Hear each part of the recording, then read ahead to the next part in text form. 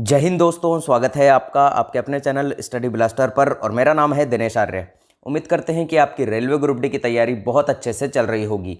अगर आपका एग्ज़ाम यहाँ थर्ड फेज़ में है या फिर फोर्थ फेज़ में है या फिर आने वाले फेजेस में अगर आपका एग्ज़ाम है तो ये वीडियो आपके लिए रामबाण सिद्ध होगा। ये वीडियो इतना इंपॉर्टेंट है जिसकी इंपॉर्टेंस आप समझ भी नहीं सकते हो, क्योंकि इस वीडियो के अंदर हम डिस्कस करने वाले हैं 17 अगस्त से लेकर 3 सितंबर तक 17 अगस्त से लेकर 3 सितंबर तक साइंस से पूछे गए सभी क्वेश्चंस। और अगर आप ये सभी क्वेश्चन देख लेते हैं तो आपको एक आइडिया आ जाएगा कि एग्जाम में किस तरह के क्वेश्चन यहाँ पर साइंस से रिलेटेड पूछे जा रहे हैं और किस किस टॉपिक को आपको डिटेल से पढ़ना है, क्योंकि ये सारे क्वेश्चन बिल्कुल 100% ऑथेंटिक हैं। आप किसी भी जगह इनको मिला सकते हैं। तो यहाँ पर देखिएगा, पहला क्वेश्चन जो आपसे पूछा गया है यहाँ पर 17 अगस्त की फर्स्ट शिफ्ट में साइंस से रिलेटेड कि निम्न में से कौन सा श्वास नली को ढहने से बचाता है। Which of the following prevents the collapse of the wind pipe. तो यहाँ पर कार्टिलेज जो है यहाँ पर श्वास नली को ढहने से बचाता है। अगला क्वेश्चन जो आपसे पूछा गया कि हृदय से किडनी तक रक्त का परिवहन किसके द्वारा किया जाता है। तो ध्यान रख लीजिएगा कि रीनल आर्टरी जो हमारी होती है, जो गुर्दे की जो धमनी होती है, उसके द्वारा यहाँ पर हृदय से किडनी तक रक्त का परिवहन किया जाता है। अब आगे बढ़ने से पहले हम आपको एक चीज़ बता देते हैं कि देखिए, यहाँ पर रेलवे ग्रुप डी के अंदर जितना भी साइंस पूछा जा रहा है बिल्कुल एनसीईआरटी को टच करके पूछा जा रहा है। अब यहाँ पर अगर एनसीईआरटी की बात करें तो देखिए, एनसीईआरटी यहाँ पर 6th to 10th, यहाँ पर जैसा कि मैंने आपको पहले भी बताया था कि रेलवे ने अपने नोटिफिकेशन में जो यहाँ सिलेबस डाला था उसमें क्लियरली मेंशन किया हुआ था कि आपसे यहाँ पर 25 क्वेश्चन जो है साइंस के पूछे जाएंगे और वो 25 क्वेश्चन जो है यहाँ पर 10th लेवल के होंगे, यानी कि 10th तक का जो एनसीईआरटी है उसमें से आपसे क्वेश्चन पूछे जाएंगे। तो यहाँ पर 6ठी से लेकर 10वीं तक का एनसीईआरटी अगर आप पढ़ेंगे तो यहाँ पर सारी बुक्स को पढ़ना अभी इतने कम टाइम में संभव नहीं है। तो इसीलिए हमने यहाँ पर दृष्टि पब्लिकेशन की एनसीईआरटी का कंप्लीट ई बुक कोर्स यहाँ पर बनाया हुआ है। तो यहाँ पर देखिएगा, इसके अंदर आपको कंप्लीट एनसीईआरटी का सार मिल जाता है। नीचे डिस्क्रिप्शन में आपको लिंक मिल जाएगा, तो वहाँ से डायरेक्ट जाकर आप इस बुक को परचेस कर सकते हैं। और इसका ई बुक जो है, अगर आप चाहें तो यहाँ पर मैथ्स, रीजनिंग और साथ ही साथ स्टैटिक जीके, जिसमें कि 4000 प्लस स्टैटिक जीके के क्वेश्चन है, उसका पीडीएफ भी यहाँ नीचे डिस्क्रिप्शन से परचेस कर सकते हैं। और 99 रुपीज़ का, ओनली 99 रुपीज़ का ये ई बुक कोर्स आपको मिल रहा है। तो जल्दी से जाकर इसे परचेस कर लीजिए। तो नेक्स्ट क्वेश्चन देखिएगा आप क्या है हमारा कि पौधों में गैस विनिमय किसके कारण होता है।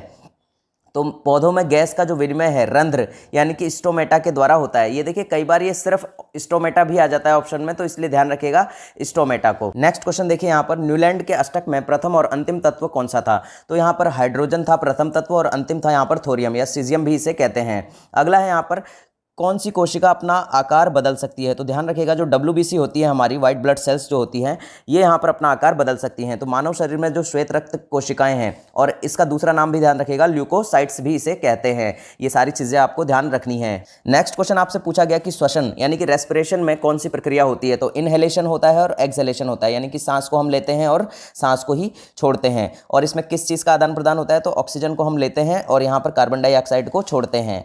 नेक्स्ट क्वेश्चन देखते हैं कौन सा है। अगला क्वेश्चन आपसे पूछा गया था यहाँ पर अलैंगिक जनन से कि कौन सा अलैंगिक जनन का प्रकार नहीं है। तो अलैंगिक जनन के 6 प्रकार याद रखेगा और इसके अलावा जो भी ऑप्शन में होगा वो आपका अलैंगिक जनन का प्रकार नहीं होगा। तो देखिए, पहला जो अलैंगिक जनन का प्रकार होता है वो होता है द्विखंडन यानी कि बाइनरी फिजन। इसमें जो एक यहाँ प्राणी है वो 2 भागों में बढ़ जाता है और उसी के कारण यहाँ पर जो है वो 2 भागों में और 2 यहाँ पर अलग अलग जीवों की उत्पत्ति हो जाती है। तो इसके उदाहरण कौन कौन है। यहाँ पर अमीबा हो गया, पैरामीशियम हो गया और लेशमेनिया हो गया। और अगला है यहाँ पर बहुविखंडन भी होता है जो कि प्लाज्मोडियम के अंदर होता है। तो द्विविखंडन और बहुविखंडन जो है यहाँ पर अलैंगिक जनन के ही प्रकार हैं। अगला जो प्रकार आता है वो है मुकुलन, जो कि बडिंग कहलाता है और ये होता है हाइड्रा और यीस्ट के अंदर। बीजाणु के बनने यानी कि स्पोर फॉर्मेशन भी यहाँ पर आपका अलैंगिक जनन का ही प्रकार है। और पुनर्जनन यानी कि रीजनरेशन भी यहाँ पर आपका अलैंगिक जनन का ही प्रकार है। और यहाँ पर फ्रेगमेंटेशन यानी कि खंडन जो है ये भी आपका अलैंगिक जनन का ही प्रकार है। और कायिक प्रवर्धन, जिसके अंदर की किसी वनस्पति को यहाँ पर काट के दोबारा से उगा दिया जाता है, तो वहाँ पर भी एक नया पौधा उग जाता है, एक नए जीव की उत्पत्ति हो जाती है। जैसा कि आपने देखा होगा, गन्ना और यहाँ गुलाब की कली को काटकर यहाँ उगाया जाता है, तो नए पौधे का निर्माण यहाँ पर हो जाता है। अगला क्वेश्चन पूछा गया कि आलू पर आयोडीन के घोल को गिराएंगे तो जो हिस्सा आयोडीन के घोल के संपर्क में आता है वह किसकी उपस्थिति के कारण नीला काला हो जाएगा। तो स्टार्च की उपस्थिति के कारण वो नीला और काला हो जाएगा। नेक्स्ट क्वेश्चन आपसे पूछा गया कि कौन सा गर्भ निरोधक गर्भाशय के भीतर शुक्राणुओं के फेगोसाइटोसिस को बढ़ाता है। तो ये बढ़ाता है IUD यानी कि इंट्रोटेरिन डिवाइसेस जो हैं ये इसको बढ़ा देती हैं। नेक्स्ट क्वेश्चन पूछा गया कि नेफ्रॉन में कौन से पदार्थ पुनः अवशोषित होते हैं। तो यहाँ पर ग्लूकोज हो गया, अमीनो एसिड हो गया और NaCl हो गया, ये यहाँ पर पुनः अवशोषित हो जाते हैं। नेक्स्ट क्वेश्चन पूछा गया कि गार्ड कोशिकाओं में कौन सी प्रक्रिया होती है। तो रक्षक कोशिकाएं रंध्रों को खोलने और बंद करने के लिए ऑस्मोटिक दबाव का उपयोग करती हैं। तो ये चीज़ आपको ध्यान रखनी है एकदम करेक्टली तरीके से। अगला क्वेश्चन है यहाँ पर कि पौधे ऑक्सीजन कब उत्सर्जित करते हैं। बहुत ही आसान क्वेश्चन। तो यहाँ पर दिन के समय पर प्रकाश संश्लेषण के द्वारा जो है पौधे ऑक्सीजन उत्सर्जित करते हैं। अगला क्वेश्चन है यहाँ पर, अगर पेड़ पौधे प्रकाश संश्लेषण की जगह श्वसन ज़्यादा करें तो क्या प्रभाव पड़ेगा। तो इससे ऑक्सीजन की कमी हो जाएगी और जिससे मानवों को बहुत ज़्यादा प्रॉब्लम हो जाएगी। अगला क्वेश्चन है यहाँ पर, पौधों में कार्बोहाइड्रेट किस रूप में भोजन स्टोर रहता है। तो यहाँ पर कार्बोहाइड्रेट किस रूप में भोजन स्टोर रहता है। तो स्टार्च के रूप में स्टोर रहता है। तो देखिए स्टार्च और सुक्रोज जो है पेड़ की पत्तियों में प्रमुख गैर संरचनात्मक कार्बोहाइड्रेट हैं और आमतौर पर भंडारण और परिवहन मेटाबोलाइट्स के रूप में कार्य करते हैं।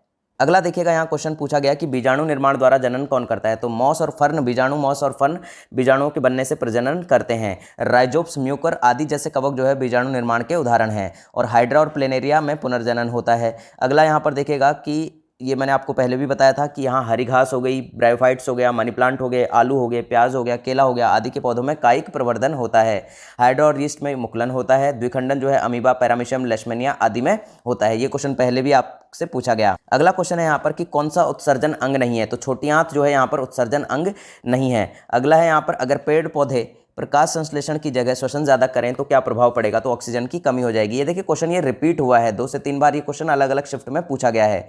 जीन आधारित कथन आपसे पूछा गया कि जीन आनुवंशिकता की मूलभूत शारीरिक इकाई है। जीन आनुवंशिकता के लिए सबसे बेस्ट जो चीज़ है वो ये चीज़ ध्यान रखिएगा कि जीन जो है आनुवंशिकता की मूलभूत शारीरिक इकाई है। ये आपसे पूछ भी लिया गया है। कौन सा यहाँ पर उत्सर्जन अंग नहीं है। तो यहाँ देखिएगा आपसे 4 ऑप्शन दिए गए, त्वचा, बड़ी आंत, छोटी आंत और फेफड़े। तो यहाँ ध्यान रखिएगा आंत एक अंग नहीं है जो उत्सर्जित करता है, बल्कि एक पाचन अंग है।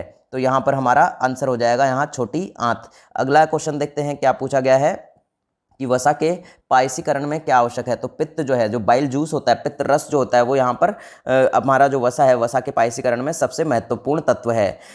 जड़ों से नया पौधा किस में बनता है। तो जड़ों से नया पौधा जो है शकरकंद हो गया, डहलिया हो गया और ब्लैकबेरी हो गया, इनमें ये नया पौधा बनता है। अगला आपसे पूछा गया AU, CU, जिंक और यहाँ पर Hg को अभिक्रियाशील के बढ़ते क्रम में व्यवस्थित कीजिए। तो यहाँ पर देखिएगा जो AU, फिर Hg, CU और फिर जिंक, तो इस तरह से इनका बढ़ता हुआ क्रियाशील जो अभिक्रियाशील क्रम हो जाएगा। निम्न में से अधिक क्रियाशील धातु कौन सी है। तो यहाँ देखिए सबसे अधिक क्रियाशील धातु जो है चारों में से, तो यहाँ देखिएगा आपको मैं बता देता हूँ। यहाँ देखिए सबसे क्रियाशील धातु आपकी हो गई पोटेशियम, और पोटेशियम को यहाँ साइंस में K से दर्शाते हैं। तो ये चीज़ आपको ध्यान रखनी है। अगला है यहाँ पर ब्लीचिंग पाउडर बनाने की रासायनिक विधि।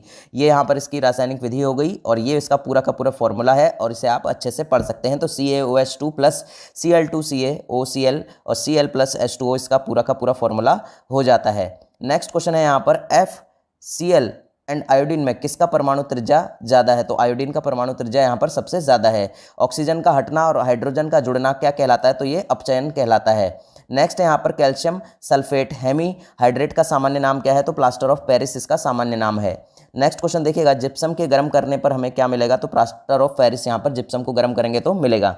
धावन सोडा का उपयोग किसमें नहीं किया जाता है। तो सोडियम कार्बोनेट का उपयोग कांच, साबुन और कागज उद्योगों में किया जाता है और इसका उपयोग जल की स्थायी कठोरता को दूर करने के लिए किया जाता है। किस में नहीं किया जाता है तो फिर वो ऑप्शन में देख लेंगे। हम यहाँ पर आंसर पढ़ रहे हैं कि किस में किया जाता है। तो कांच हो गया, साबुन हो गया और कागज उद्योगों में हो गया यहाँ पर, और यहाँ जल की स्थायी कठोरता को दूर करने के लिए भी इसका उपयोग किया जाता है। नेक्स्ट क्वेश्चन यहाँ देखिएगा कि H2 प्लस O2 और 2H2O किस प्रकार की अभिक्रिया है। तो ये एक संयोजन प्रकार की अभिक्रिया है। C2H6 एंड C3H8 में कौन सा संबंध है। तो समझाती है, होमोजीनियस संबंध यहाँ पर इन दोनों के बीच है। कीटोन क्रियात्मक समूह के 2 प्रमुख यौगिक कौन कौन से हैं। तो यहाँ देखिएगा प्रोपेनन और यहाँ पर ब्यूटेनॉन, यहाँ पर इसके 2 प्रमुख यौगिक हो जाते हैं। कौन सी क्लोरक्षार प्रक्रिया है। तो 2NaCl AQ प्लस 2H2O1 और इससे हमें मिलता है 2NaOH और AQ प्लस Cl2G और H2G यहाँ पर इससे प्राप्त होता है।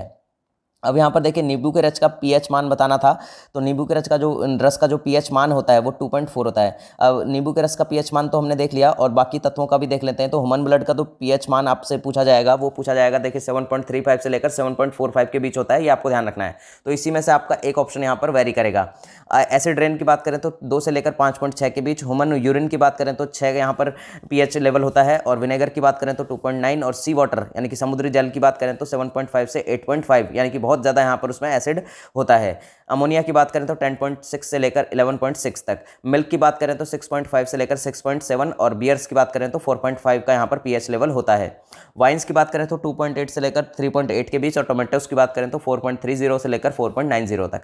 ऑरेंजेस की बात करें तो 3.69 से लेकर 4.35 तक यहाँ पर इसमें आपका पीएच लेवल इनका होता है। एप्पल्स की बात करें तो यहाँ एप्पल्स का जो पीएच होता है वो होता है 3.30 से लेकर 4 तक।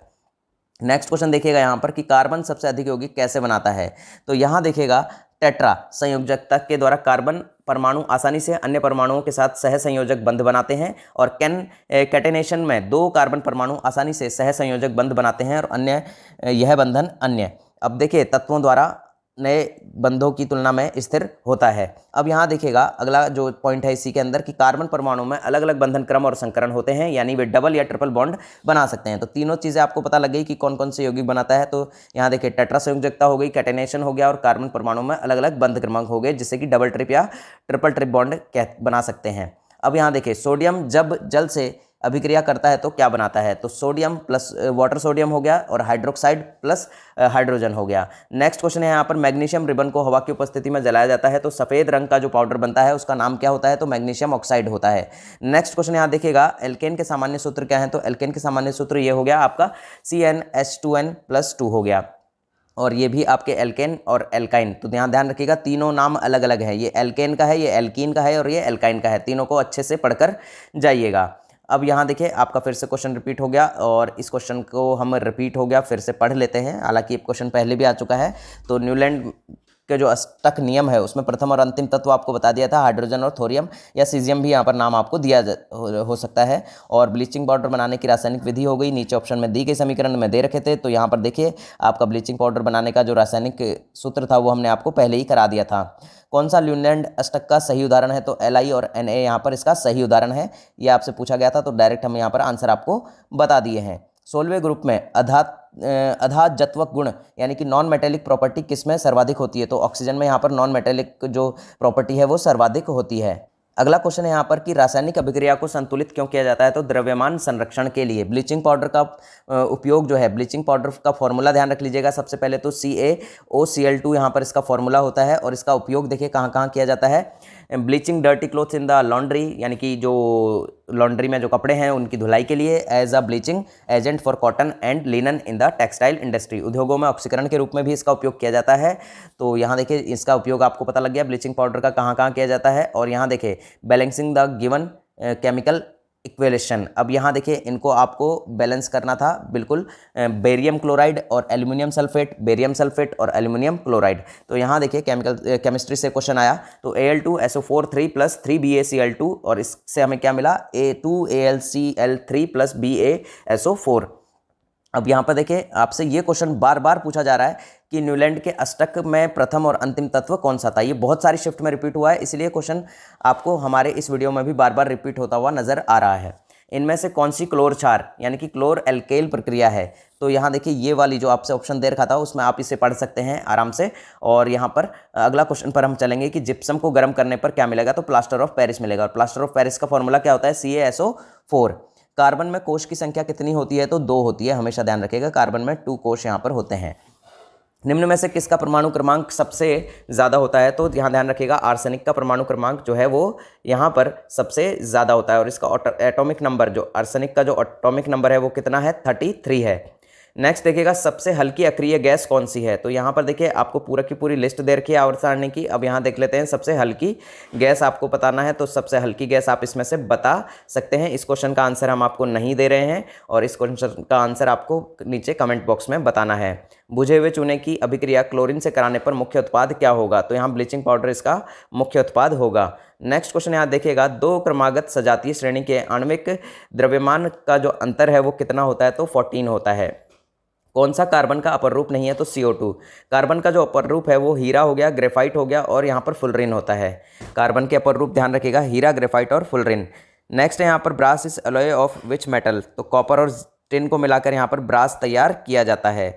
परमाणु रिएक्टर में ईंधन के रूप में किसका इस्तेमाल होता है? तो यूरेनियम 235 का इस्तेमाल किया जाता है। पावर अल्कोहल जो है वो किसका मिश्रण है? तो 80% तो इसमें पेट्रोल होता है, 20% इसमें इथेनॉल होता है and small amount of benzene, यानी कि छोटी सी मात्रा में, थोड़ी मात्रा में यहाँ पर बेंजीन भी इसमें मिलाई जाती है। अगला क्वेश्चन आपसे पूछा गया कि मोस्ट इंपॉर्टेंट इंसेक्टिसाइड, यानी कि इंसेक्टिसाइड जो है इंसेक्ट को मारने के लिए, कीड़ों को मारने के लिए यहाँ सबसे पावरफुल जो यहाँ इंसेक्टिसाइड आता है वो क्या आता है? तो आता है DDT। इसका पूरा फॉर्म भी ध्यान रखिएगा, डिक्लोरो डाइफिनाइल ट्राइक्लोरोथेन, यहाँ पर इसका फुल फॉर्म होता है। परमाणु के नाभिक की खोज किसने की थी? तो अर्नेस्ट रदरफोर्ड ने की थी।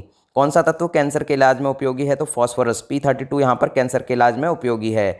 अब यहाँ पर देखिएगा कि सिरके में पाए जाने वाला तत्व आपको बताना है, अम्ल आपको बताना है। तो सिरके में देखिएगा यहाँ पर, सिरके में आप पता है कि क्या क्या चीज़ें यहाँ पाई जाती है। तो देखिए आपको बता देते हैं, अगर अपन बात करें विनेगर, तो विनेगर के अंदर यहाँ आपको पाया जाएगा यहाँ एसिटिक एसिड, ऑरेंज के अंदर आपको सिट्रिक एसिड होगा और टैमरिंड के अंदर आपको टार्ट्रिक एसिड होगा, टोमेटो के अंदर आपको ऑक्जेलिक एसिड पाया जाएगा, सोर मिल्क यानी कि कर्ड के अंदर आपको लैक्टिक एसिड जो है मिलेगा, लैक्टिक एसिड, और लेमन के अंदर आपका सिट्रिक एसिड आपको पाया जाता है। और अगर आंट स्टिंग यानी कि यहाँ पर चींटी का जो डंक है, इसके अंदर मेथेनॉलिक एसिड आपका पाया जाता है। नेटल स्टिंग के अंदर आपका यहाँ पर मेथेनोइक एसिड पाया जाता है। तो आप समझ गए होंगे, सिरका यानी कि विनेगर, विनेगर के अंदर यहाँ एसिटिक एसिड पाया जाता है। ब्लड प्रेशर किस इलाज के लिए किस औषधि का उपयोग किया जाता है? तो यहाँ अश्वगंधा जो है हमारे आयुर्वेद की बहुत बड़ी जो औषधि है, उसका उपयोग यहाँ ब्लड प्रेशर के इलाज के लिए औषधि के रूप में किया जाता है। तो उम्मीद करते हैं कि आपको सभी क्वेश्चन समझ में आ गए होंगे। तो मिलते हैं अगले वीडियो में, तब तक के लिए जय हिंद, जय भारत।